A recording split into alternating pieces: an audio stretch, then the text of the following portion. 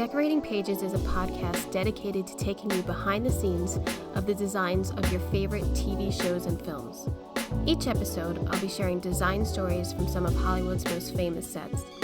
Interviews from set decorators, production designers, directors, and actors about creating the look of TV and film, about their design inspirations, and stories that take sets from page to screen.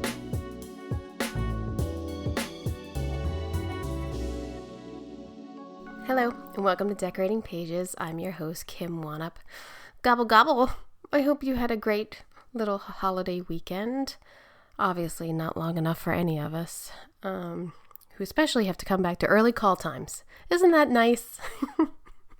Such a nice little present to come in before 7. But yeah, so nice to have some time off and not think about work as much as I love work. I don't want to think about work all the time. But as I came back today to work, today's Monday, I'm recording this Monday night, asking everyone how their weekend is, I realized I pretty much came to work to sit down because my life for the last 4 days has been nonstop with Thanksgiving. I took my family to California Adventure, which my little 4-year-old twins loved. Except for they kept asking for Buzz Lightyear, and so that was kind of a letdown. But then yesterday was their birthday, so they got some Buzz Lightyear. But to me, it is such a special moment going to Disneyland or California Adventure or Disney World.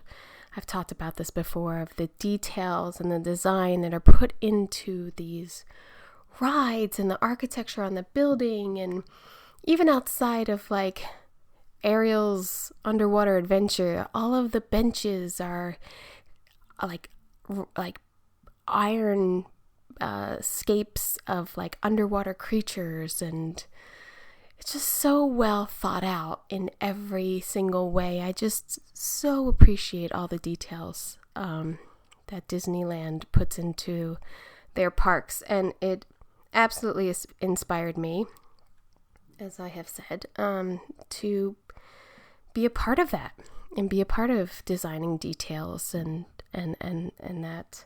So yeah, that was fun. It wasn't too crowded, by the way. If you ever want to do Disneyland or Disneyland Adventure, it wasn't too crowded this weekend. I was kind of surprised, so that was good. Had family in town, so I haven't been watching much. I think I did one more episode of The Crown, which again is just impeccable, and as always. And then still doing the White Lotus, which just makes me want to go to Italy. I just want to go be on that side of the mountain on a hill, looking down those cliffs into the beautiful water, and they're all eating, and it's Italian. No. So awesome. I really want to go to Italy. I finished The Vow, season 2 on HBO Max. That documentary, that sick fuck. That dude got exactly what he deserved. So that was cool. That was a good ending. And I feel like I'm behind in my watching because I know Wednesday has started on Netflix. Wednesday Addams, the Addams Family. I have not checked that out yet. I really want to see 1899. I haven't read any reviews. If you have seen it, let me know. Should I bother? I don't know. I'm guessing it's about the Bermuda Triangle, just based on the posters. So, but I'm in. It looks like a Titanic sort of Bermuda Triangle thing. So, other than that, I had posted that I have been reading, or audiobooks, Quentin Tarantino's Cinema Speculation, and I am a Quentin Tarantino fan. I do enjoy his work. I appreciate what he has brought to the film community. I said this to a friend, and she was like, really? He's a dick, and blah, blah, blah. And I was like, man, don't tell me that. And I haven't really heard that a lot. I mean, obviously he's demanding and whatnot, but I haven't heard any bad stories. I don't think he's Harvey Weinstein anyone that I know of. So kind of on the Quentin Tarantino board. So he is talking about mostly, now I'm only like 8 chapters in, mostly the cinema that influenced him. And it's the 70s, 60s and 70s. And his knowledge of films and how many, he just talks about going to the movies like 3-4 times a week as a child, as a teenager. And damn, I think my specialty is probably late 80s, 90s films. That would be my sort of era where I know a lot. But damn, this guy, the whole chapter of Bullet with Steve McQueen is really good. He goes all in detail about the movie Deliverance, Dirty Harry, The Getaway, and then he starts talking about the Brat Pack directors like Scorsese and Spielberg and Lucas and De Palma. So, yeah, so far so good. I'm really enjoying it. Again, I'm not that far into it, but I haven't even looked ahead to see what other movies he's going to talk about because I kind of like discovering it as it's being read. He read the intro, and then someone else takes over. So if you're worried about listening to his voice, it's not him. And the guy does a teeny bit of a Tarantino impression, just a teeny bit, so you get like the slang that he's talking, but I like it. Again, Cinema Speculation by Quentin Tarantino. I'm in. So on this episode of Decorating Pages, I speak with production designer Victoria Paul. Victoria started working her career as a furniture maker and then decided to go into theater design at NYU.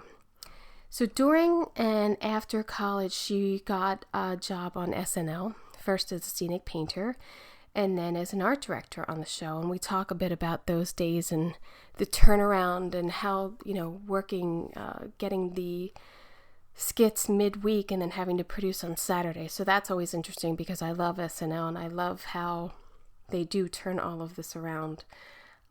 She then, worked her way up into a production designer.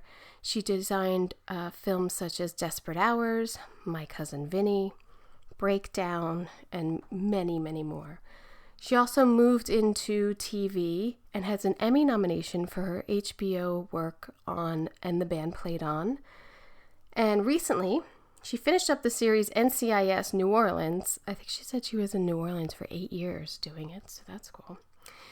She moved into period design with this first season of Amazon's A League of Their Own, which I had started watching before I knew I was going to talk to her, and it's like perfect. I mean, for me, I always, when I see these period things of the 50s and, is this the 40s? Damn, maybe it's the 40s and 50s.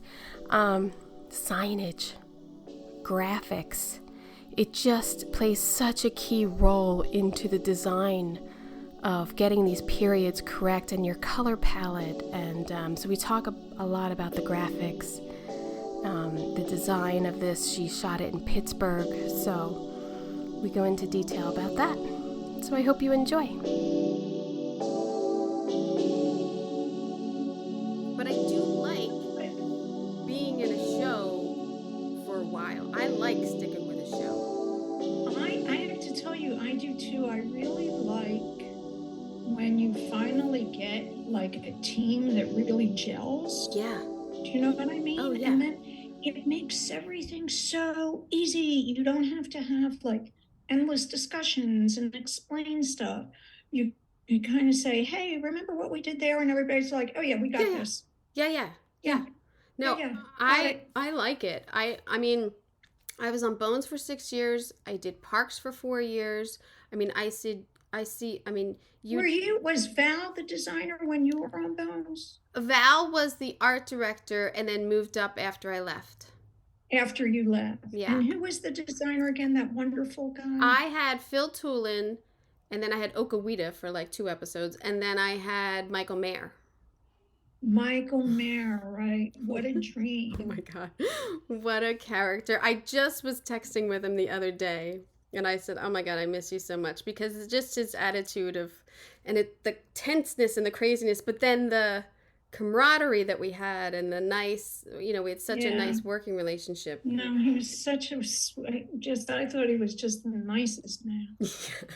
Yeah, and he's retired. He's up in Seattle, but he's yeah, he's a gem. I learned a lot from him. So, but yeah, I mean, Good. he stayed on after I was done, and then Val stayed on, I think, till the end.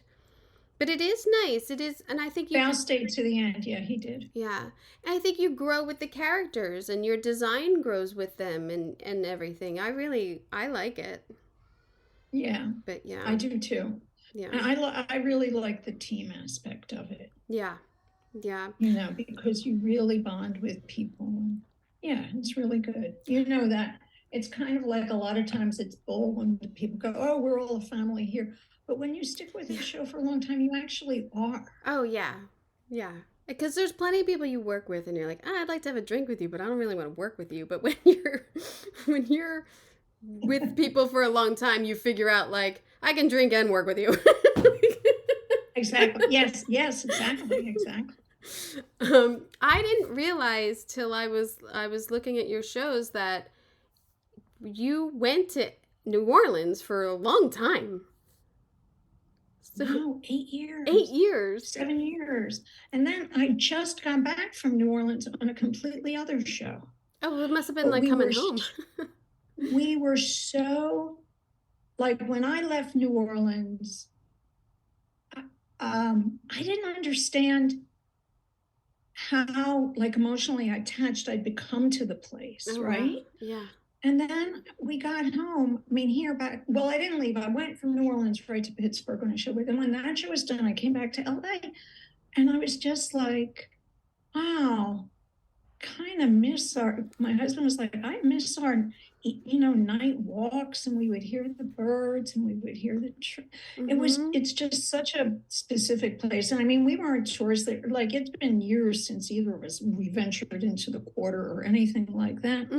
So then when I got the chance to do this show, we were just so happy to go back. And what I didn't realize was I have so many like good, solid friends there from being there for so long. Oh, that's awesome. So we were really happy to be back there. Now I want another show to take me back there. My daughters moved there. Oh, wow. So then, yeah, it's kind of your. Because when I started my show, they were like just starting their second year of high school, I think. NCI New Orleans, we're talking about. I was like, just stay in LA. And then when I realized it was going to be like a thing, I was like, okay, this, we're going to be here. You got to come here. So, of course, they hated me.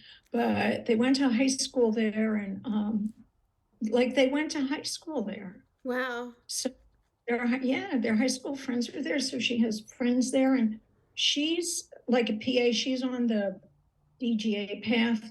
She wants to be an AD. Oh, that's great. So most of her work experience was there. So all her contacts, her first ADs, her second seconds, all those people over there. So she works there. So when we were like, okay, show's done, we're going. And she was like, I'm going to stay because this is where my contacts are. And this is where I have a much better chance of, getting my 100 million days. Oh, yeah. Because if you came back to LA, you'd have to start over, and it's more likely that people who are going to hire you in a sense of knowing your strengths and everything. Yeah. I don't even know DGA what the hours are. I'm sure it's as absurd as it is. It's like 600 days. 600 days. Days. That's crazy. What? She thinks she has about half. She's been at this for, she would work summers, like when she was still in high school. And then like with the whole pandemic weird thing, and her school was like, didn't go back, for a couple of years in person. Mm-hmm. So she was more online class. So she worked a lot of days. So anyway, she's, but still that's crazy. 600 days. Is it 600 days or something that turns union and you get on it like we are, or is it Not just DGA. it's just the 600 days? That's Not DGA. It's not like us. Like if we were on a show and if you were getting your paycheck said, art director, set decorator, and it went union, you bring that paycheck into contract services and you get yeah. on the roster. No, it doesn't work that way. Huh. I gotta look at They don't even care. I actually don't even know if non-union days count because they look for what they're looking for are PA days on union shows with DGA first and DGA seconds and second seconds. So it has to be like 600 days on a legit show. Well, I'll tell you why I'm really surprised. Because I feel like lately I haven't really worked with a lot of good, like, solid people. And if you have to have 600 days, you should be learning on the job. Like, there should you should really know. That's kind of why I'm super surprised. Yeah, I know. It's like it's so crazy. And then the amount of money it makes our union look like nothing compared to what you have to pay. They get all those residuals though, so I don't feel bad for them. They do get all those residuals, and I have to say they have the best insurance on earth. So I don't feel too bad. Well, I hope exactly. I hope it's a quick 600 for her. I hope it's I don't know. I don't even know how you keep track of that. You gotta keep track every day? Like, that's a lot. Oh my God, yeah, you have to keep track, and then you have to, when you're ready to join, you have to turn in a book that has every single pay stub, every single call sheet, and you're supposed to have the PRs, which is really hard for PAs to get when they're just day playing. Do you know what I mean? Right. So, but you have to, it's called the book, and you have to turn in your book. And then most of the time they go through it like with a magnifying glass and they kick a bunch of days out. They're like, well, you have your check here, but you don't have the call sheet, doesn't match. So that day doesn't count. I mean, people usually have to like go through and turn in their books, a couple times. Well, I guess I mean I would rather them give them a test. They want proof of all that. They should be giving them a test instead of just thinking about the production report, the call sheet, and the pay stub. There should be more of like an educational system to that, I feel. I mean, yeah, but that's I'll tell you, that's the whole idea of like a test for a union, because it's something our union's been grappling with, is a whole sort of legal can of worms. But they used to, or I think in New York, they used to. They used to. Yeah. They used to. Like when I came up in New York, to get into the union, to get into 829, I took a test. Yeah. Which I think is, I don't think, well, I can't believe legally. But we were all like, I mean, it was just what you did. Took the test. How did you get into while you're on that? Did you want to work in TV and film like when you were younger? Did you? No, when I started, I was working in theater. It's sort of, I was in New York and I was working like as I was building furniture, like high-end custom furniture. And built-ins and things like that. It was when, a whole bunch of people, like when the Upper West Side had these great, huge condos, and my partner and I would go and build like, custom wall units and this and that. And then, so I had that kind of skill set. And I don't even remember how. I met a designer who was like, oh, I need some stuff built for a party. It was coffins for a Halloween party. I was like, oh, yeah, I'll build it for you. And somehow he knew somebody at the Public, and I went over and talked to them, and I started working at the Public Theater, building props and stuff like that. And I was like, oh, this is cool. This is good. So I said, well, there's this, NYU has like a theater department around the corner. So I went over. They were on 6th Street in those days. They weren't even on campus. They were like hidden. And I talked to the head of the department. He was like, oh, yeah, you should come here. You should do this. So I went to theater school at NYU. Oh, wow. And I worked as an assistant on Broadway for a while. Oh my God. Did you It was love so it? fun. Did you love, I mean, that must have been amazing. I Loved mean, it. Loved it so much. And then, but it's the same skill set, drafting, drawing. yeah. So then a friend of a friend was like, oh, can you come work for me? I know a designer who's coming to town. They're going to do a movie. Can you come draw on it for me? And that was the sort of the first time. And like I love Broadway. I loved it. But as an assistant designer, it was like you made about 35 cents a week. So like my Passion. first paycheck from a film, I was like, oh my God, Right. this is it. This is Yeah. all I'm going to do. The allure of it, yeah. Little but did I you was know so that happy that and I was loved it. it. That was you probably you didn't make us. Right. It always seems like I made so much before because I didn't have all these bills and everything. It's like it was the best time in the beginning. Yeah. And then I see you did like into Saturday Night Live and you art directed on some films. Like, is that because Yeah. of just knowing people who you were like, oh, Well, yeah, the SNL thing was like, I don't know. I just, I don't know if there was an NYU connection, but I just knew a lot of the people, yeah, and they didn't have like churning kind of turnover, but like somebody left and, somebody said, oh, call Leo. I think he needs somebody. So I called Leo and I worked there. It was so fun. It was like, I'm kind of obsessed with SNL and the whole way that they do their sets, and like you always hear about the writing and the guest star that comes in that week and having them prepare. But a couple times they've done these little vignettes of like turning sets over in the middle of the commercial break, and you get to watch it and fast forward. And I'm fascinated with how they come up with, and costumes. I mean, the costumes, I don't know how they do it either, but the sets to me are just like with the pressure of it. right, because we wouldn't have a read through until Wednesday. Oof. We would have a read through Wednesday, and they would read like, maybe 20, 25 skits, that everyone had written. The writers had written, all of the people, all of the comedians on it write material, like they all write material. So they would read all of those things like midday Wednesday, and then they'd go off and, the producers and head writer would like winnow it down to whatever 8 or 9 or whatever, ones we were doing. And they'd come back after dinner on Wednesday and say, okay, here's what our show is going to be for Saturday. Yeah.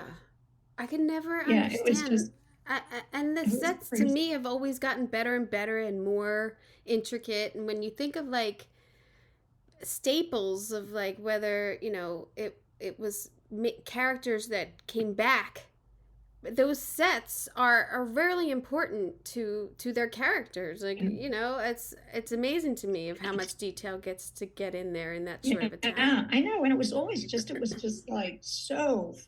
The turnaround was insane.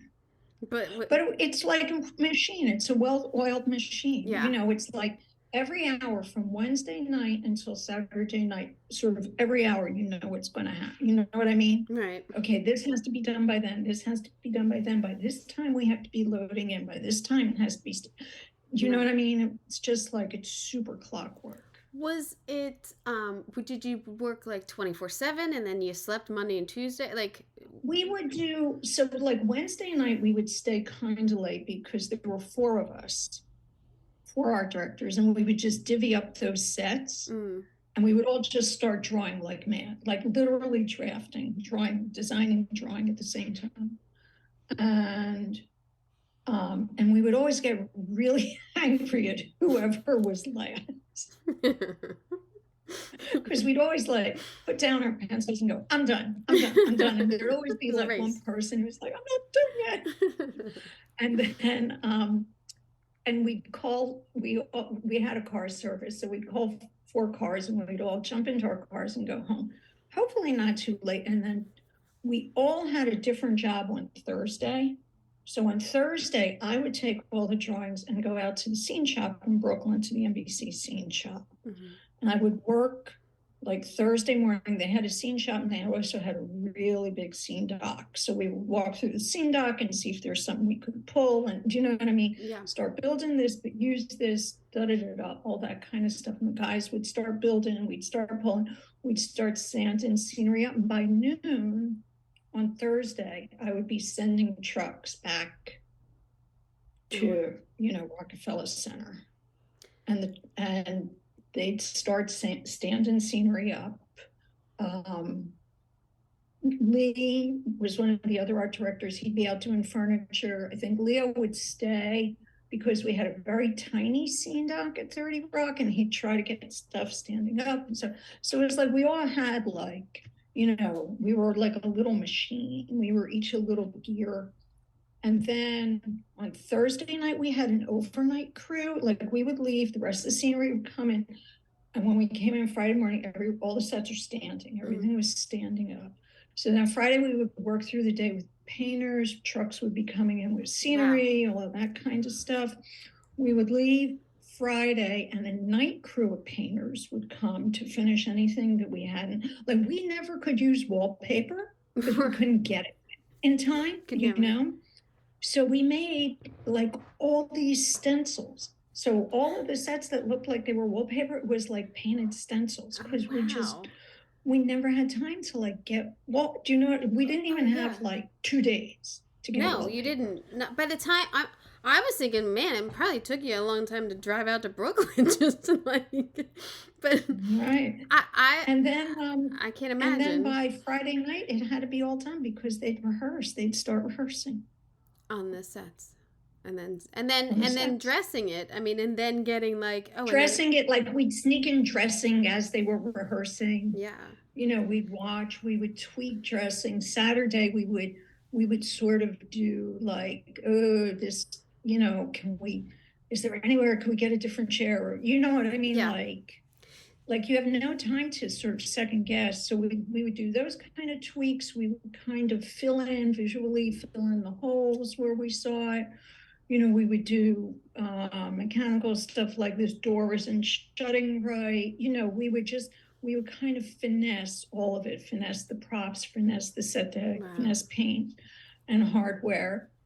And then we would do an early show. We would we'd do the whole show. We'd break and have dinner. And we'd do the show. That's incredible to me. It was crazy. I mean, we kind of all pull that off now, but the consistency of Saturday Night Live, like that to me, pulling that off. Week after week, I know. Yeah, that's crazy. And you were saying, like, you can't second guess yourself. And I was thinking, like, do you think that set you up early on in your career to make quick decisions or to be confident in your decisions? I think it set me up. Honestly, I think it set me up to be confident because what I learned in a way is that at any moment as a designer or as a decorator, you have 5 choices in front of you, right? Yeah. You have 5 couches that could all work. You could agonize, but the truth of the matter is pick one, move on. Yeah. Because you have to make the first choice in order to get to the next choice, in order to get to the next choice. And what it's let me know is I know enough to know when I have 3 or 4 good choices, right? Yeah. Any one of them, I can make it work. Yeah. Yeah. That's your best day when you have like 3 really good choices and you're like, okay, right? Well, it can go this way and it can go that way. I'm covered any choice I make. Right? Yeah, I know. I mean, I love that when it's like sometimes my longtime decorator that I worked with in New Orleans, we would like look at furniture and a lot of times they'd have to stop. Okay, we have like 4 really good choices. Let's stop looking at chairs. We can have a million good choices, but we don't need them. Right. We're good. Tim Cohen, is that who it is? Oh, Tim Cohen, he's awesome. Was that who you were talking about? Or yeah, a long time for NCIS. He's so great. Yeah, it is, and it's also rapport. Like, oh, I know I know the designer's gonna like this, or I know this is what they Hmm. were going for, like when we talked about it. So yeah, I don't know that No, that's so true. Like my decorator on A League of Their Own, Diane. Diana Stanton, I've known her 25 years. Oh wow, so that was Yeah. nice. That was a nice, Yeah. probably good I doing mean, together. we did a few movies together, all of them in Atlanta back then for some reason. She was like allowed, her local anyway, she was able to work in Oh Atlanta. yeah. And then and for a long time I only worked in LA, which um and she was East Coast, Pittsburgh. She's based out of Pittsburgh. Mm. So when she heard through her grapevine that League was coming to Pittsburgh, she texted me and she was like, you gotta get this show because it'll be so fun. And you gotta hire me. So I like texted my agent and was like, I gotta get this show. And it happened. What you secreted You it. I loved it. I watched it before I knew I was going to talk to you. I've done that. It was great. I think it's a great, like, not exact trying to be the movie and really developing these Right. characters into like the reality of life of what it could have and probably was. And um I I think what it really was. Yeah. yeah, I think too it gave probably you as a designer so much more opportunity to dive into the period and I can't even imagine how much signage. That's all I kept looking at was how much period signage you guys had to Oh, do. I know, I know. And we were, and there was like, they kept telling me there were like, there's only two sign sources in Pittsburgh that we work with. And I was like, it's a city. I can't believe it. Like when Yeah. I was signing this whole street and two baseball fields at the same time. So we were just like sending signage out like madmen, Yeah. right? Yeah. And it was like, where's my signs? Where's my signs? Where's my billboards? Where's my sign? And they were like, well, there's only two vendors. I was like, I worked in New Orleans for 7 years, a city half the size of this, and we had four really good vendors. How can you tell me you guys have only two sign And there's a vendors? lot going on in Pittsburgh at any given moment. Yes, there was a ton going on when we were there. Well, now anyone out there that wants to open up a signage shop in Pittsburgh knows I know. knows that Yeah, they're no, in I know. need. But yeah, I just because I worked on a period show as a PA and I just remember how much signage there was and everything and you get to do all those great palettes and all the Yeah, fonts it and was like so fun. yeah. I mean, just the graphics research was so fun. Yeah. You Oh know, yeah. it was really, really good. And I had two good graphics people, and one of them was local, and and between him and my scenic, they had a couple of really good, pretty fast sign painters. Mm, So I mean, for most of it, we wanted it to feel hand painted, right. like, but well hand painted, not Yeah. hokey, Yeah. because they were like legit store signs, but they were hand painted, not printed.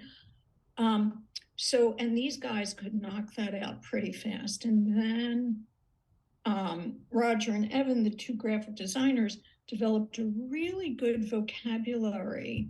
They didn't quite build their own fonts, but they took about fonts and altered them so that you could a little bit feel the brush stroke in them and feel, Yeah. just a little wobble. So that even when we printed stuff, it felt very hand done. Yeah, they were beautiful. And even like the sort of ghost signage you had on walls, which is things that are very faded Yeah, or like that's always fun. that's always really fun. That's always fun. Yeah, Yeah. I love that. No, we had some departments were rough, but I have to say paint was terrific. Oh, that's great. Paint That's it. was really good. And Diana and her team were just like unbelievable.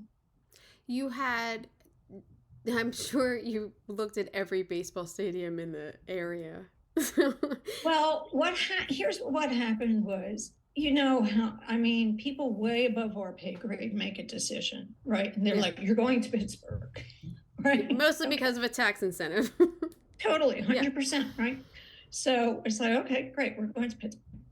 So there were two old wooden baseball stadiums, like of the era. One of them over 5 hours away outside of Philadelphia in Oh. Quakertown, Yeah. and one of them just a touch under 5 hours away outside of Erie, Pennsylvania. Ooh. So either of them would have meant like this logistical nightmare, like, well, first of all, you can't just go and shoot there, right? So you have to like take everybody and go for a chunk of time. But it's episodic. It's still episodic. So that means, so what do? Do you carry all your directors and shoot all your baseball? Right. Do you go back 6 times? Like, yeah, no, please like, don't. how do you even Block. wrap your brain about that? And then on top of everything else, weather, like nobody told us it rains every day in the summer in Pittsburgh. Oh. Like literally with giant lightning storms. And a lot of times they'd be like, there were episodes where we had to move on and we owed 3 days of baseball because we'd been rained out. Your game was rained and maybe out. it only rained really hard one day, but we couldn't go and shoot the next 2 days because the field was soaked. It was so bad. Oh man. So we needed, you know what I mean? We needed to wait Right. until it dried out. It dried out enough. And there were days we shot where if you look closely at some of them, girls are running in the outfields and it's like water is splashing and they were changing their shoes 3 or 4 times because it, you know, it never quite dried, but we had to go. So did you keep going back or did you save it? Did you shoot it out in one? We built the stadium. Oh, you did? Oh, then that's what I was going to say. I don't know how you did that. What we realized was the only way we were going to get our work done is if we owned the stadium. So we couldn't keep going to either of those places. That was like super cost prohibitive. Right. Plus, like Philly would have made us drop our crew and pick up their crew. Because of the boundary. Yeah. So, and then locally there was just nowhere. And we looked at a couple of stadiums like, could I revamp this and make it look period somehow? And we would like run the numbers and, you know, sort of lay the whole thing out and design it and run the numbers. And it was always the same cost as building it. Mm-hmm. And the other problem with any actual stadium was we were shooting baseball in the summer, which is when everybody plays baseball. Right. So there was one stadium we thought, well, maybe we could take out all the plastic seats and put in benches. I mean, it was like, you know, really jumping through hoops. And then they were like, well, you know, we're booked every, you know, Wednesday, Thursday, Friday through the summer. And we were like, well, that doesn't work. So we built it. It's always like, oh, this will be easy. It's a baseball game. We get a field. We shoot at some field, and it's going to be great. And then you're like, no. But it was so fun. It was just, I have to say, it was honestly one of the most fun things I ever did. But I think, too, to get to build the stadium and the design of that and looking at how the old. So good. Yeah. Oh, my God, yeah. And then it worked for, you know, and then we made it work for us. We made it the size we wanted because it was all about finding the sweet spot about how many extras could we get and how much could we shoot with real people versus every single crowd shot being all CGI. Right. Do you know what I mean? Right. So finding like that sweet spot, which, you know, so it was like, you know, stadiums that were like divided into sections. So we could fill it and you could sort of shoot from right field and shoot that stuff. You know, you could do it that way. Or you could just fill like the first 5 rows everywhere if you wanted to do, you know, pans. So we were certainly into CGI with crowds, but not like onerously. I didn't even notice. I just thought they were all real people. I don't know. Maybe I didn't pay attention to the crowd shots, but I was like, I didn't even think about it. But yeah. Yeah. But too, with COVID, you can't have that many people. I mean, you were outside, but. We were outside. So that was sort of the saving grace of it, was that we were outside. So, you know. So you build the stadiums, then was there big, like I say, dormitory or the Victorian home? We built that. You built all that. That's That's a huge build. That house was so fun to build. That staircase is amazing. I know the staircase has like the saddest story because it was COVID, right? So there were all the supply chain issues that we all ran into. So we found, my art director Nathan found these like really nice, like chunky spindles, like real, Victorian spindles. And like he found them kind of early on. And we figured out the staircase early so we could, figure out how many do we really need. And he ordered them, and we're building, and the stairs are going up. And so every day we're like, where are the spindles? Where are our spindles? Where are our spindles? And they're like, they're coming. And finally I was like, they're not coming. They're never going to come. They're never, ever, ever coming. Just cancel the order and go to plan B. And they were like, well, we don't have plan B. And I was like, well, let's get plan B. Whatever plan B is, let's get it. And I think we wound up buying them. It was, I have to say, I don't think anybody but me notices, but I look at it and I'm like, oh, those spindles, they're not my great Victorian spindles. Well, I think we all do that. We all do that with like, right? Oh, absolutely. Like, why that other sofa, it had come in time, would have been so perfect. Nobody knows but me. What happens all the time. 100%. I can't tell you, like now when I do a contemporary show, it's like what Tim, my decorator in New Orleans, does, because there's no prop houses there. Yeah. He just orders, if there's like 3 sofas we like from Wayfair, we order them all. More. Yeah. Because and then we just have our fingers crossed that one of them will get there in time. Well, the other thing, like if you're on something for a season, I always think, well, I'll use that somewhere else. And then at least I know I have it in my gold room. At least I know I have a good, another set of lamps or whatever, because we would do that too. Diana would buy, a lot of times she would go out. I mean, obviously it's period, and Pittsburgh turned out to be a pretty good place to get that kind of furniture, I have to say. So she would go do estate sales and go poke around in people's garages and flea markets.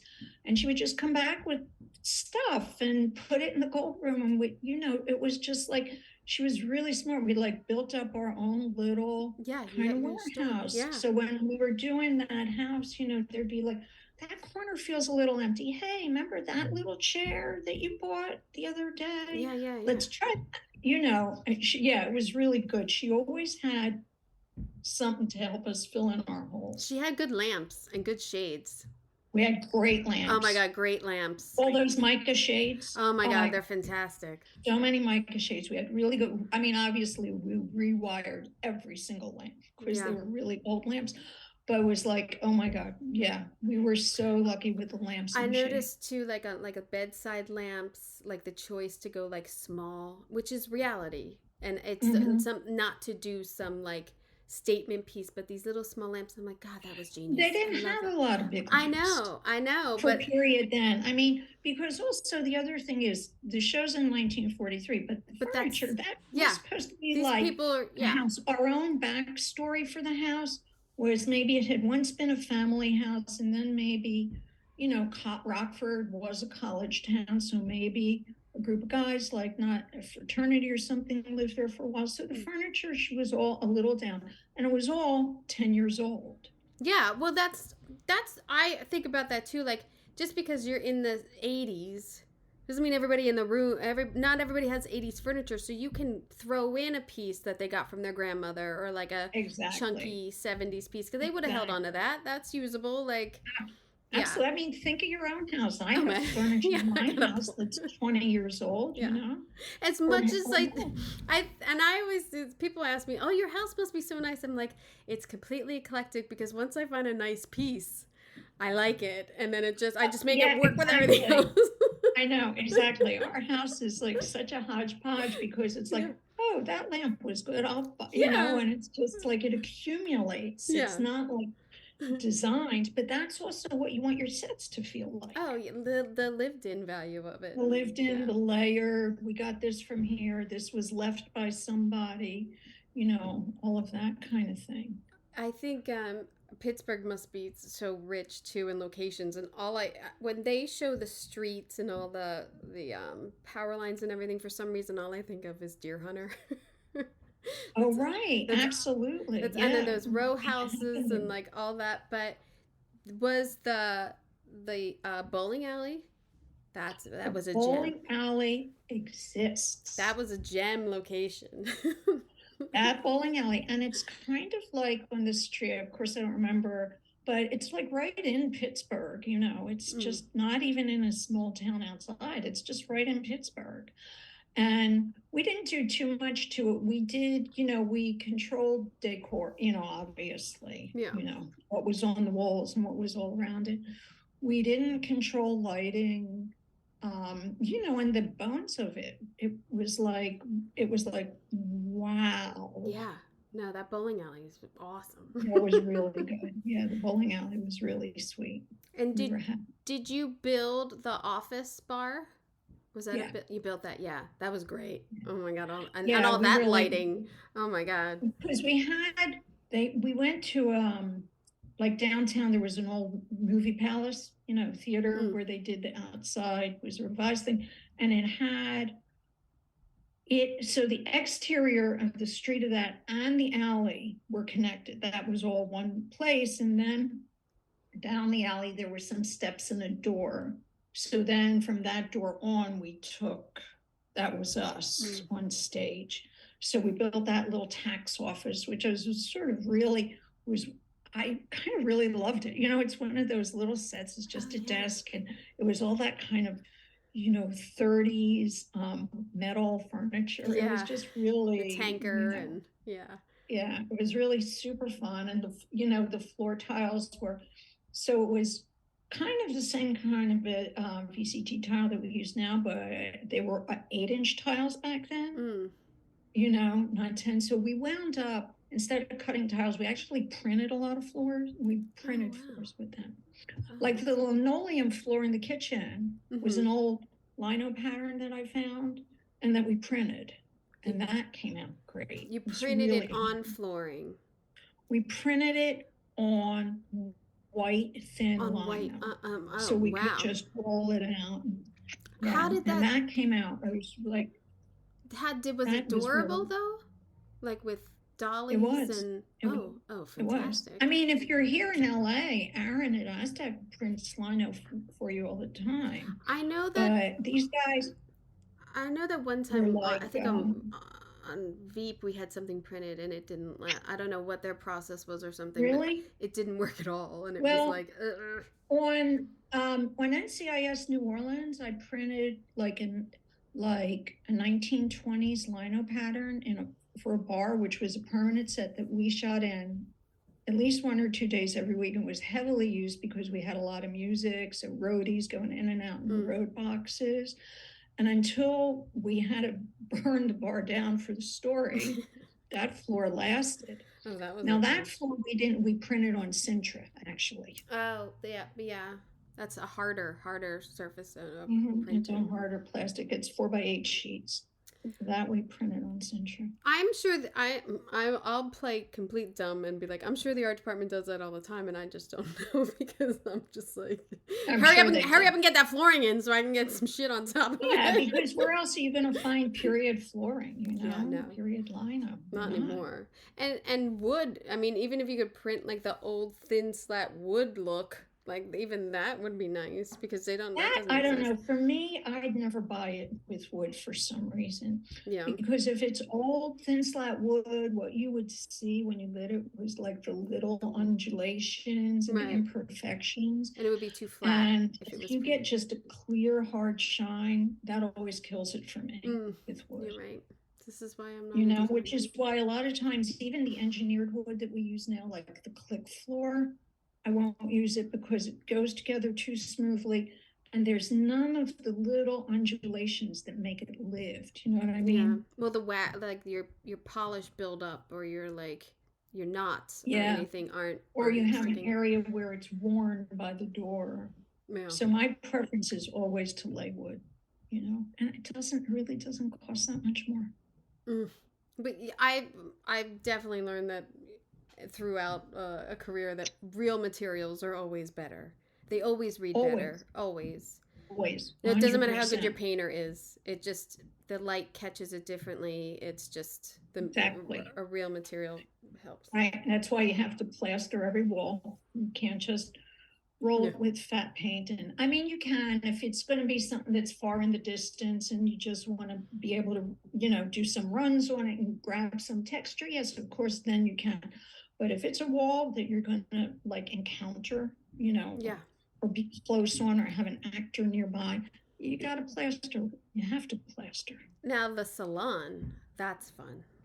The That was salon, fun. that That was really, a period hair yeah. salon is always fun. And this one, I mean, Yeah, that was, I have to say, that was really fun. And there was a lot of digging around for a lot of that I stuff, bet. Oh my God, I bet. There was some serious digging. And then also we did all of the, like there was this one area in it where it had like period hairstyles, ladies, Mm-hmm. and we got the ladies and did their hair and put them in, photographed them and did back, That's it fun. was Yeah. like we totally That's created that. But the hair people on the show were great and they were really happy.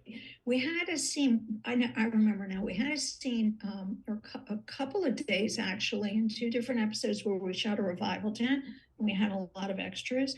So the hair ladies had done a lot of, extras hairs. So we would grab them and, shoot them. And we didn't even have a clear idea of what we wanted to do. It's like one of those things like just buying an extra couch because you're going to use yeah. it somewhere. So we were like, all right, we're going to shoot all these ladies. So we had them, and then took those and I gave them to my graphic guy, Roger, and I was like, can you turn these into like that kind of 30s glamour look where there's like a little shine behind them? Yeah. And he did. And he was like, oh my God, we have our, Oh, we that's just like fantastic. What a great idea. I framed mean, them. what a It double was so use. fun. What a double perfect use for people who already have their hair done just to like Right? get that Totally. realism of the photographs. That's awesome. Oh, they must have Yeah. loved it too. And then we dug up all of these old hair brands that were used by African Americans probably from the early 1900s, probably way past the 40s. And we found some of their advertising. We actually bought some of it, like off eBay, but only because we could see it better to recreate it for graphics. Right. Right. And we got permission for all that stuff. Oh, wow. That's fantastic. Yeah, I do have to say that was one thing that legal was pretty good about. If the brand was defunct, if they no longer operated, they gave us permission. How was Amazon with clearances and everything? It wasn't, I mean, the best bad. thing was that their kind of rule of thumb, there were a couple of cases, but it was like, okay, if this brand doesn't exist anymore, like you can use it, which was a godsend for the big giant advertising in the outfield at the baseball stadium with all these giant brands. And because, just using the real brands of the time is so much better than making up stuff. Yeah, it makes such a difference. I'm with. I think we had to invent one or two because we felt, but they were even pretty good. We had Coke ads, Coca-Cola ads. Yeah, that's which I was amazed. Yeah, and they were good with that. The one thing that was like, no, no, no, no, no, was The Wizard of Oz, which was the movie the girls went to. Well, yeah. So we were allowed to say The Wizard of Oz, like on the marquee, it says showing nightly, whatever, The Wizard of Oz. But we were in no way allowed to, like, we couldn't even, we were like, well, can we use the idea in the, famous ads and just kind of change the faces or just not even show faces shown from it? They were like, no, any art you make has to be 100% original. They were like super duper no about that. But so one of the things we did is we looked at the research, and what we realized is movies it was so different back then. People went to the movies like 3 or 4 times a week. There were a million movies. Yeah. So the ads, it wasn't just like one ad, like one show was playing. There would be like 5 for 6. So we were able to make them like stack them, and you know what I mean, and make them smaller and make a lot of other ads in there. And then Roger, my graphic guy, just created like really good art, but it was just vague enough, so they approved it. Oh, wow. You know, I think it was just like grass with some daisies and a rainbow. And they were like, okay, you can do that. I was surprised when I saw in the show that they were showing Wizard of Oz. And I was like, oh, wait, this is They bought it and they paid for those moments. Wow. But there was something about the art that was separate from the movie. Yeah. And they were just adamant. They were like, no. I haven't done an Amazon show. I'm on a Apple show that's owned by Sony. So clearances for technology type stuff is really hairy. So who are you dealing with? Sony's your studio? I'm dealing more with Apple. Apple's more into like. I mean, Sony was our studio. I mean, Sony's. But legal was Amazon. Yeah, so Sony basically is like, just don't show Samsung, and we're cool with what you do. Like, they're fine. Apple's like, what mouse is that? What's the keyboard, number? Like, what's the? And I'm like, oh, I bet. What? Yeah. I bet. One of the things that we actually got permission to use that I have to say, it's one of the times I was proved 100% wrong, was because Clarence, one of the 2 Black women leads, was a cartoonist. Yeah. She draws cartoons and she's into comic books. And Will was like, our showrunner was like, so, the first Superman comic was from, he knew all the history of it. And I was like, we're never going to get permission. And the prop guy found a copy of it, and it's literally Superman #1. Wow. And, bought it on eBay. Somewhere he found a copy.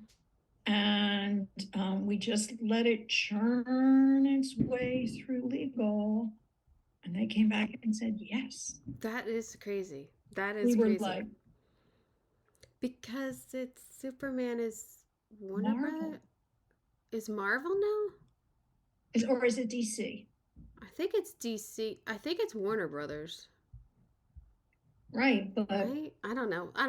They changed teams. I don't know, but I'm still shocked that you were able to use it.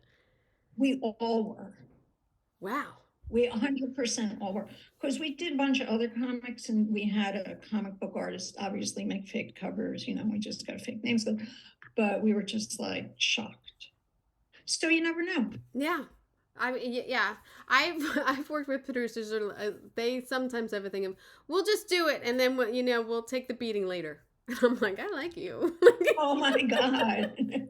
We'll edit it out, or we'll blur it, or we'll just shoot it now. We'll blur it, yeah. A lot of times we'll blur it, yeah. Because we're running out of time, and we might as well get it. I don't know. That's what they. That's how they go.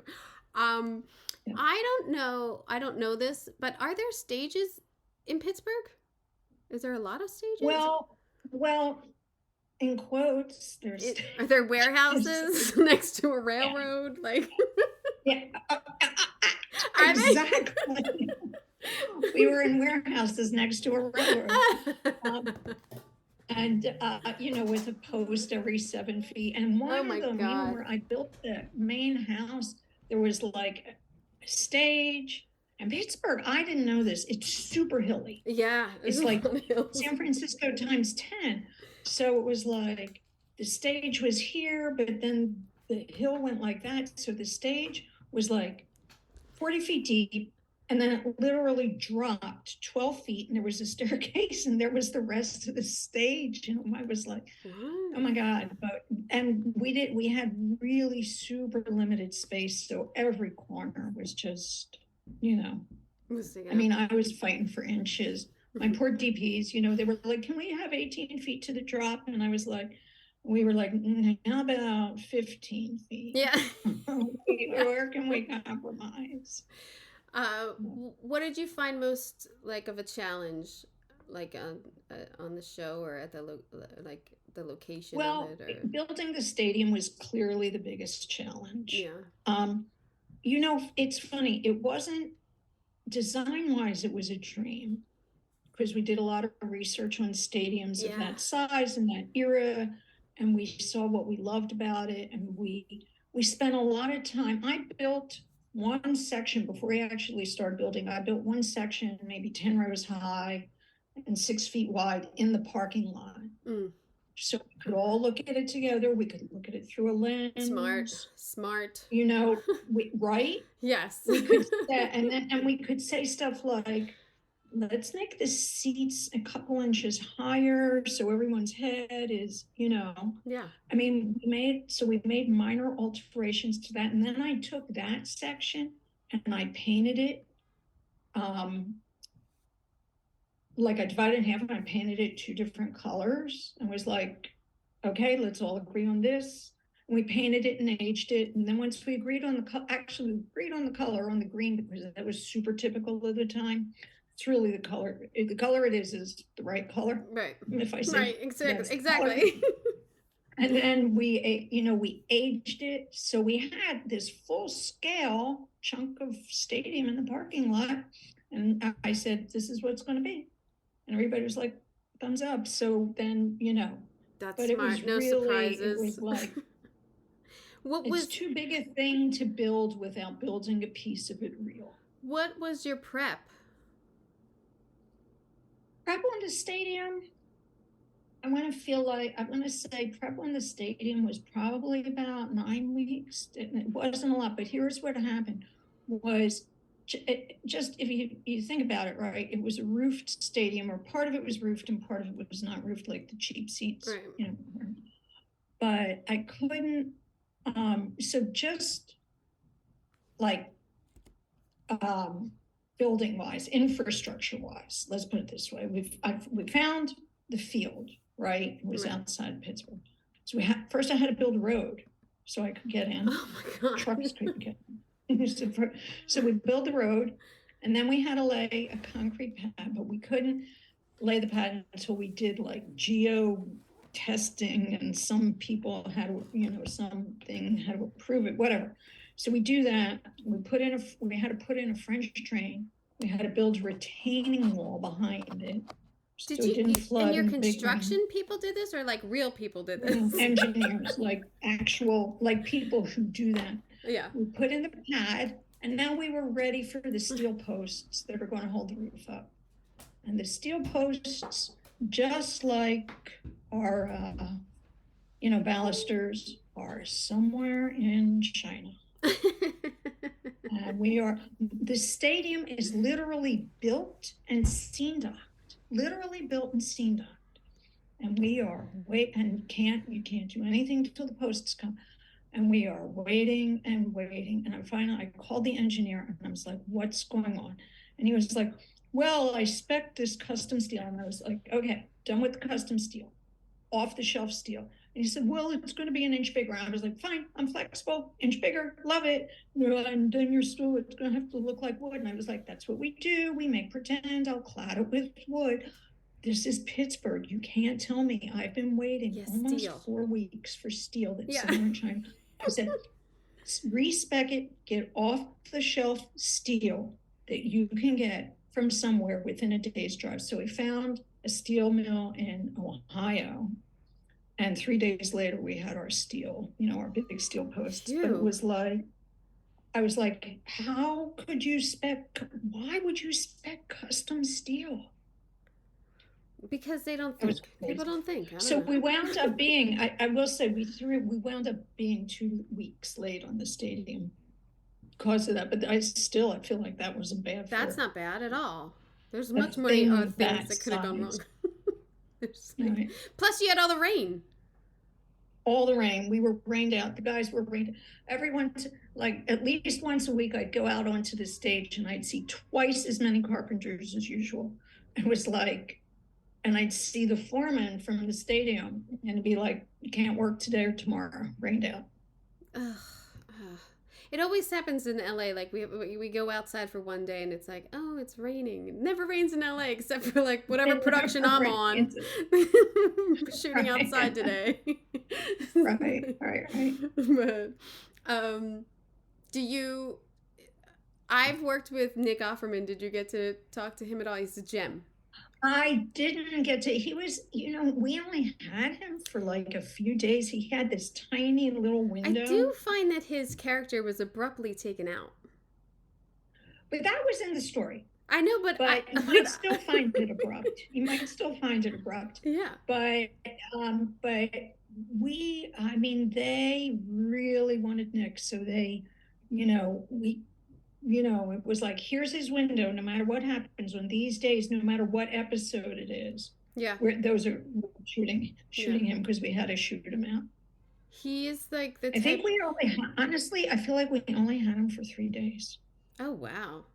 He's not that. Mm-hmm. He's the type of guy that I brought my brother to a rap party, and then next year brought my brother, and he still remembered his name. Like, he's that type of, don't like... you love that? Oh, my God. It blows you away, and, like... I love that and I've so worked much. I worked with him, like, years later, and I was like, hey, he's a Kim. How are you? And you're like, oh, yes. So I don't know if it's, like, he's got some genius power, but it's so because nice. Of all the people he must meet. So, every crew. Yeah. But Susie, my daughter, who's the PA, was PA on that show. And she said, although he wasn't there for very long, she said by the end of by the middle of the second day, he knew every crew member's name. Yep. She said that. She said it was kind of amazing, Mom. She said somehow he knew everybody's name. Yeah. I wish I had it because I know faces, right, but I cannot remember names. And it's it's just a genuinely nice thing to have in your back pocket. It's a genuine, and it also makes a crew feel, it makes a crew feel really kind of good about you as an actor. And I'm sure that you get a lot, they're willing to go the extra step for you then. Yeah, it's nice. They're always very appreciative and always super nice. And I've always been like, oh, I hope I get to like work with actors like that. Like they want to be a part of like the conversation in the room. They don't like stick to their own, like they'll just hey, so what are you guys doing today? Like genuinely nice like that. Like that's how I always felt like. That's amazing. Yeah. But I did feel like his character, like they were like, he got a problem. He's sticking down. I was like, well, when's he come? He's going to come back for the big game, right? He's going to come back. No, he's never coming back. He's not coming back. That's why Carson had to step up and be the leader. Yeah. I'm excited too for a second season, so I hope you're part of it. Who knows if that's gonna happen, but I don't know. Who knows if that's gonna happen? I really don't know. Yeah. You never know because timing. You never know. I mean, I know a lot of people want it to happen. There's a rabid fan base, but I'm sure. Can I ask you about a couple of your amazing films that I must say I've watched many times and you've definitely inspired me? Absolutely. I don't know why, but the film Desperate Hours to me scared the hell out of me. It's supposed to be a scary story, right? Mickey Rourke as someone in your house. He's terrifying. He is a very unpredictable in a kind of way guy. Yeah, he's eccentric. I would think. I don't know. That's kind. That's very kind. But in finding like the right house for that, and I built that house. You did? Oh wow! Built that whole interior. Oh wow! And so we obviously the exterior is a house, right? We shot that in Salt Lake, right? And there was like this really lovely neighborhood of older houses, and there was really no way the neighborhood was going to allow us, to do the work. Plus, even though the house on the outside it looks big, you know how it is. You get into the house and the rooms they're too small. It doesn't work. They really don't. We need this too small. room to connect to the kitchen for this scene and all that. All of that, and it doesn't have the right flow, and the director has something in their mind about how they want to move. And so, and it was a house that was built in the early 20s. So it was really kind of, the outside was perfect, but inside, every room was a separate room with a door. And, so we designed the house mainly so the whole front wall of it could fly up, and we could get a big crane in, and the crane could start over people coming out. I think one of the wife, I can't remember, somebody coming out of the bedroom and through a hall and down the stairs to a landing and around and down. So we kind of designed the whole front side of the house to accommodate that wonder, accommodate that shot. And then the rest of it, we designed very much for, like a horseshoe around that, so that there was lots of flow and lots of just, camera was not stopped. And because there was then that kind of stuff, like, designing and building and lighting became really important. It was all hard ceilings, just like the house I did in Pittsburgh for Emma's. It was all hard ceilings, real ceilings, which means all the lighting was inside the house. It was all practical, or it came through the windows. No, I don't know why that movie has always sort of like stuck with me a little bit, of being terrified in your own house. The decorator on that house was an English Crispin Sales. Crispin Sales, yeah. And the director, Michael Cimino, was like an Anglophile, super into British English antiques and all that stuff. And I don't know how we got away with it, but Crispian said, well, I can just go back to London and load up a couple of containers and ship everything. Oh, can you? Right? It was like, and Dino De Laurentiis, who was the producer, was like, okay.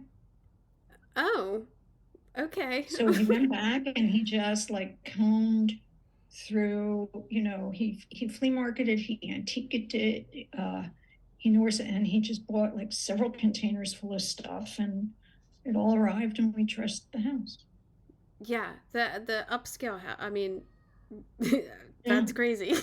It was crazy, but it was all, sort of good English antiques. And because then I just went back and like looked at a lot of it. The wallpaper that you chose for that house too, to tell the story. A lot of it was William Morris wallpaper. Oh my God. Gorgeous. Yeah. Gorgeous wallpaper. Yeah, it was really nice. It was really nice wallpaper. It was really nice wallpaper. That house was nice. I mean, it was supposed to be, definitely upscale. Yeah. And then you worked on My Cousin Vinny with Jerry Kelter, who I love. I love Jerry Kelter, the decorator. How was no? That? Oh no, that wasn't. No, she was. Michael Seaton decorated. Michael Seaton did. No. But so then what did I? Oh, I talked to her. I worked with Jerry. What did I work? I did work with Jerry. Oh, Body of Evidence. That was the other one. It was Body of Evidence. Yeah. I love Jerry. I think she's awesome. I think she's great. Yeah. But Michael Seaton, another Brit, did it for me, and what a lovely man. And he had just like won an Oscar for Gandhi. He decorated Gandhi. Oh my God.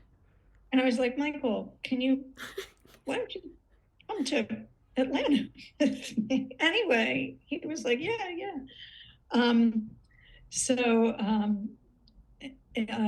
That was so fun. I mean, a whole other kind of show, her thing a little down at the heels and like that. But such really fun. I mean, My Cousin Vinny is like a staple of like people. Everyone has seen that movie. Like everyone, yeah. That's what it like when you're a part of that, or you're like this, because a lot of times I have the worst thing. Like I've done pilots and I'm like, nobody's watching this shit, just forget it, like this is so stupid. And then I'm like, oh, that went on for 8 years, cool. I can't judge it at all. With NCIS New Orleans, I literally said to my husband and my kids, don't worry about this. This is going to, we'll do the first 13. It's never going to go. I'll be home by Christmas. Yeah. 8 years What is later. like, I'll be 8 years later, right?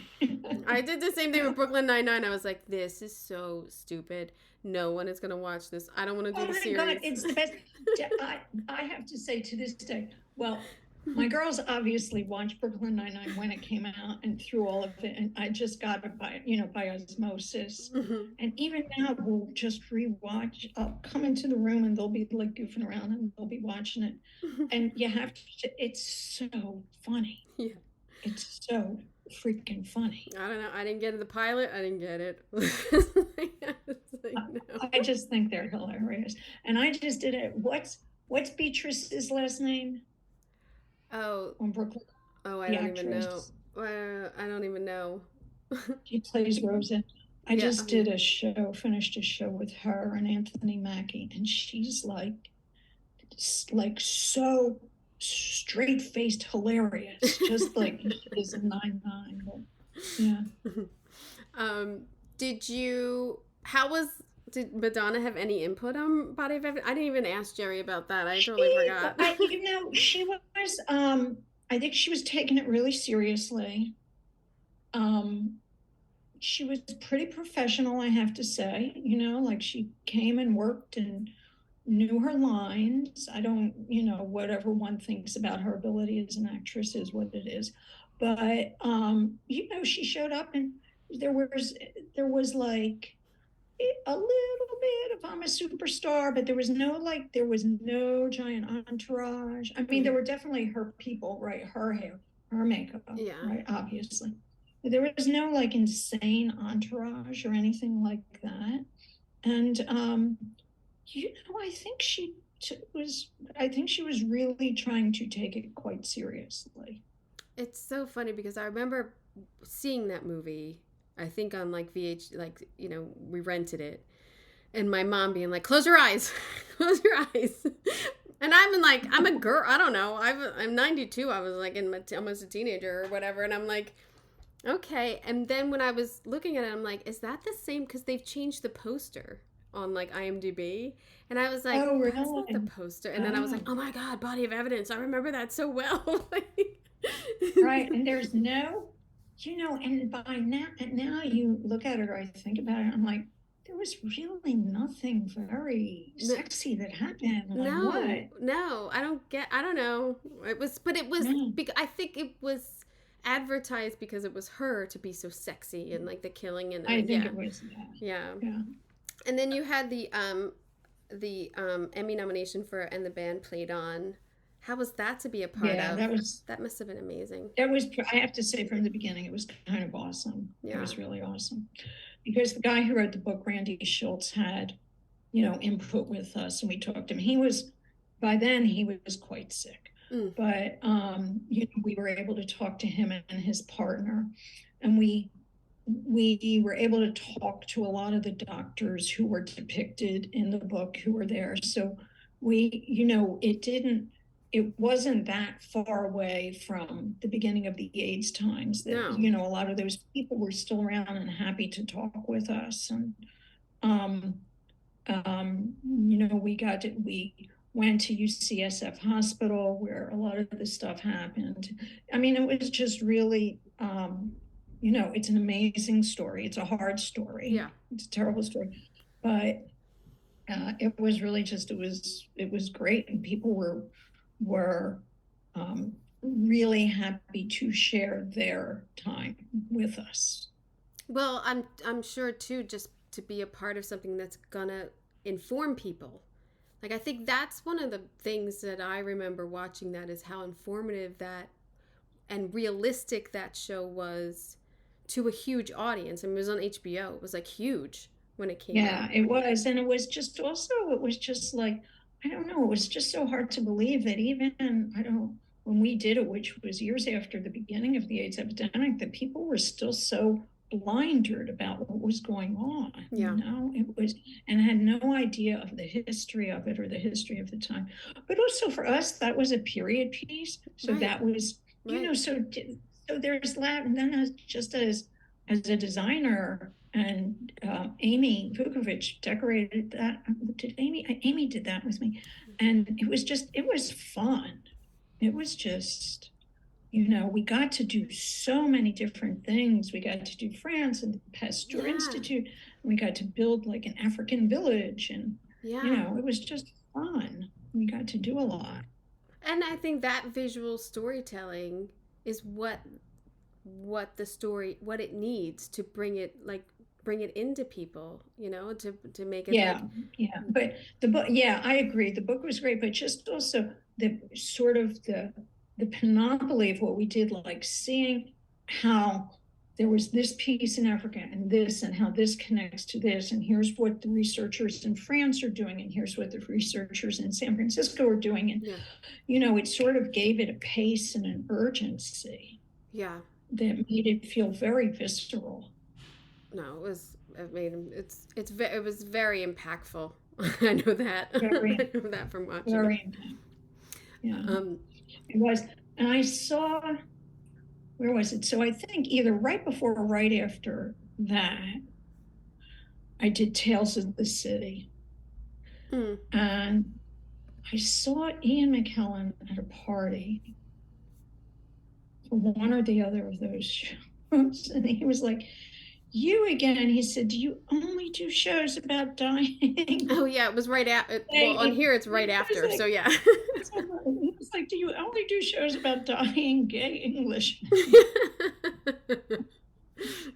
Don't get pegged. Don't get pegged. Yeah. No, I do. I noticed too that you have been to so many cities to work. You also have never, when I kept looking, I was like, oh, she did that in Atlanta. She did that in New Orleans. She did that in New York. Like, you must like to work on location. I don't mind it. I do love to work in LA.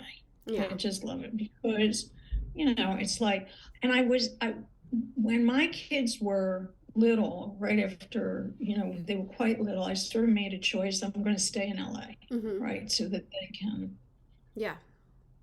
go to school and kind of not get pulled here and there, and just, and I think I did that through elementary school and junior high school. Yeah. And then I was like, okay, I can go out of town now. I can leave again now. When I got to high school, I was like, I can leave again. So I spent a good chunk of time just in LA. And I was like, kind of have to say, I love it. Yeah. I think now that I'm looking, maybe I might have met you because you did Lie to Me also. And that was at Fox, and I was at Fox. We had to be there. We had to have been at Fox at the same moment. Yeah. I mean, I know that I went over to Lie to Me once to look at the sets because they were so modern and beautiful and impressive. Like, I remember, I don't know if it was Amy who gave me the tour. It was Amy, right? Amy Vukovic was the decorator? It must have been Amy. Yeah. I don't know if she had let me in. Lie to Me. Wait, you know what? Oh, God, I'm forgetting. I can look it up. I have it right here, but... Kurt Meisenbach decorated a little bit on that show. And then Ellen Brill? No. I can picture her, and I can't bring up her last name. Wait a minute. I got it here. Oh, Ellen Totalman. Yeah. Totalman. Yeah, she did. Totalman. I'm just trying to remember. Maybe did Amy Collins start with me? Oh no, I'm sorry, it wasn't. I thought she was for some reason. Tracy Doyle, Susan Benjamin, Danielle Berman. Maybe it was Danielle. None of those people when I was there. But there was a first season that we didn't do. Kurt Meisenbach. So there was the first season that we didn't do with a different designer and a whole different people and different showrunners and different everything. And talk about cleaning house. Well, it looks like they had 4 decorators in the first season, so I don't know. Yeah, and that was like, they all went. And then I had, when we started, I had Ellen. And then she might have left to go do something else, and then I had Kurt. Or I can't remember who came first, her or Kurt. But I think we were there. We did another 2 seasons of it after. Yeah. I mean, I just remember that being like kind of like the cool show on the lot because you had Tim Roth. It was mine.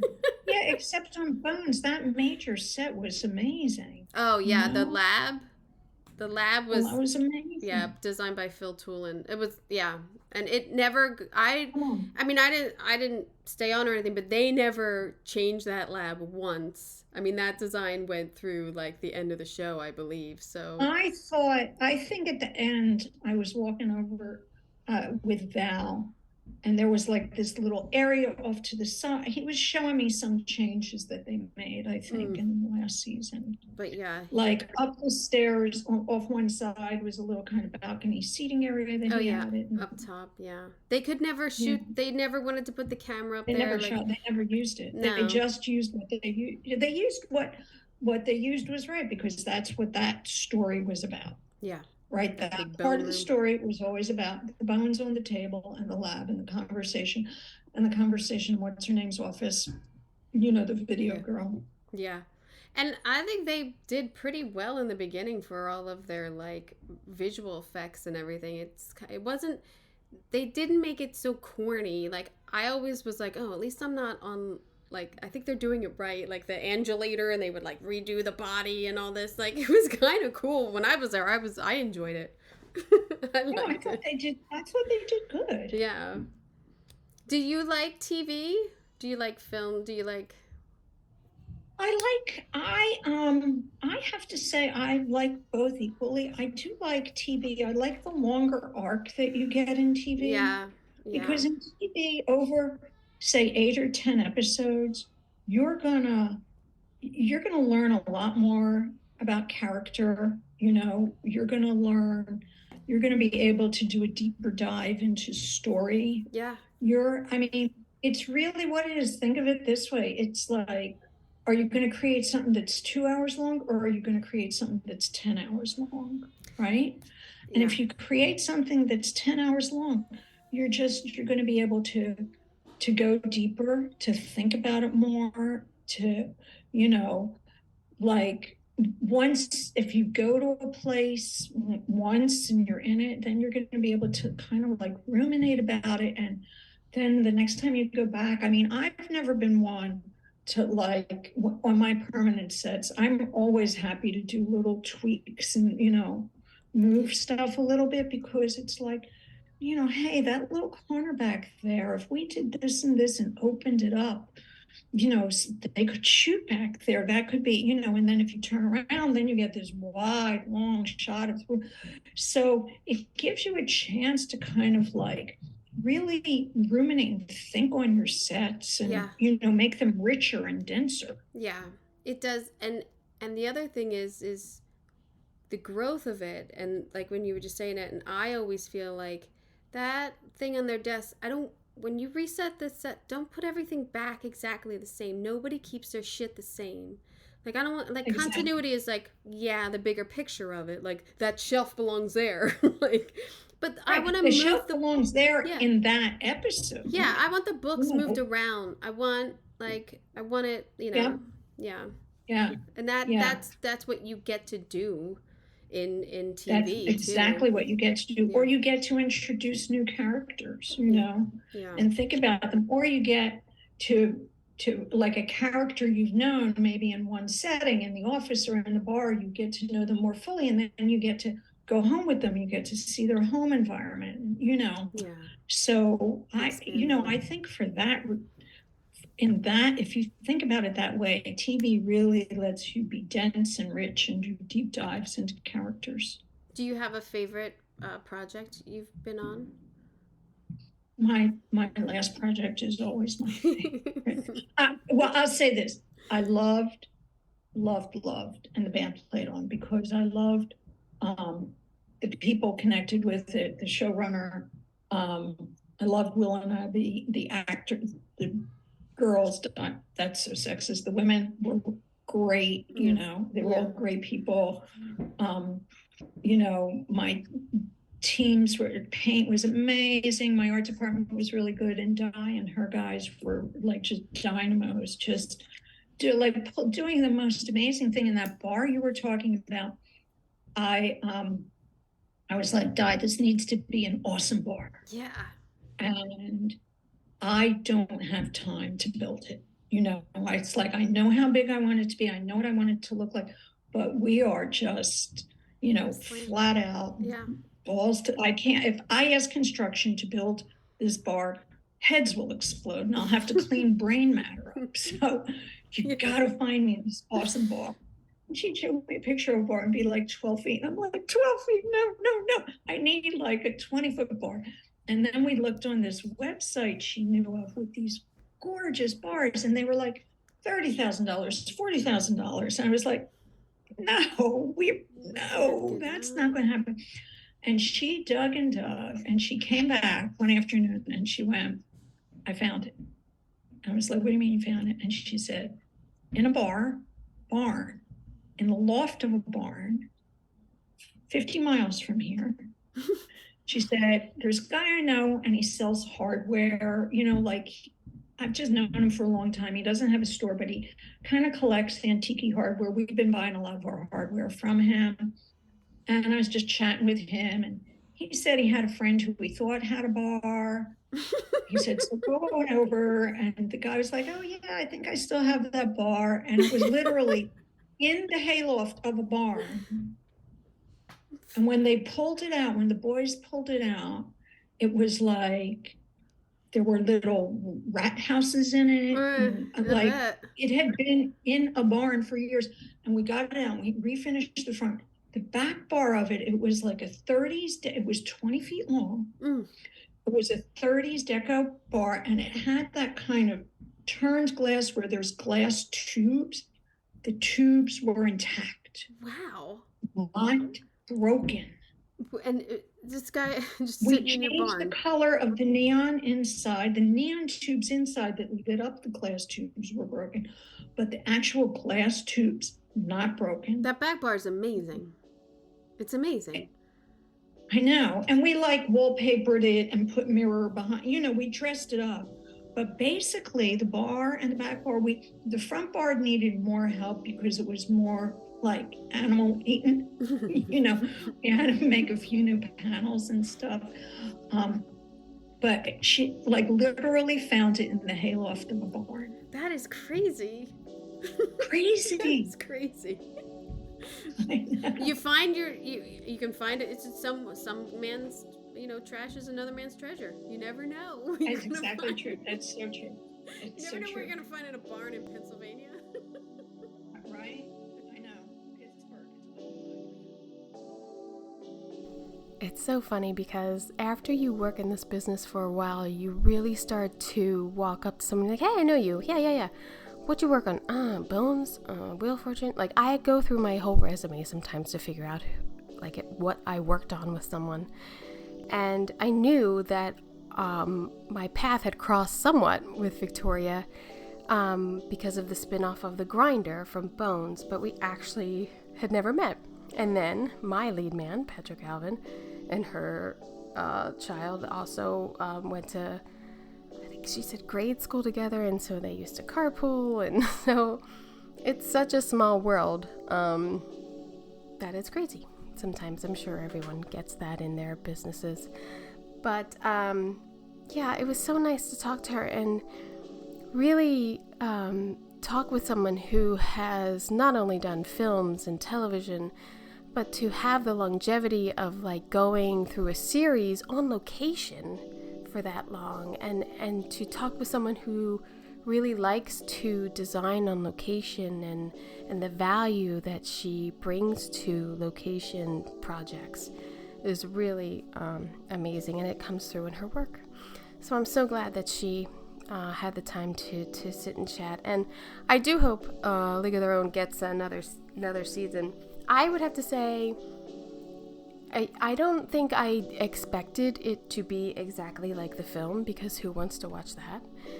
But it did have a very different, not a very different take, but I think it had a take of their sexuality that maybe they couldn't take a chance on when the original film came out, maybe. So it is a different take. It is, as Victoria's saying, probably a lot closer to what was really going on. But yeah, it was good. But unfortunately, as I said, like Nick Offerman was abruptly like taken out at some point, which I did not like, but truly worth watching just for the design of it. So I hope you catch that. Again, League of Their Own on Amazon Prime. Let's see what I got coming up. So, three more episodes, 2 more episodes till the 100. So I count it like that. So 2 and then 1. Big 100. So I'm wondering if you have heard any piece of advice on the podcast that has stuck with you, or any sort of thing of like, oh, I never knew that, construction took over painting or whatever, anything like that. If there's anything you've learned from this podcast, I'd love to know. So you can email me at kimwanup@decoratingpagespodcast.com. You can DM me on Instagram, Decorating Pages, TikTok it, Facebook, you're in the Facebook group, you're a part of the newsletter, anything you gotta do. I would truly appreciate it. And I have loved hearing the people who have reached out. It is so heartwarming, and I'm getting back to everyone. So thank you so much for those who have reached out. I really appreciate it, so thank you. I hope you got an earful. I'm Kim Wanup for Decorating Pages. There's no better way to have a season's greetings than on a Stogie Floaty luxury pull float. The best holiday gift you can give, to float in style. Available now on Etsy and StogieFloaty.com.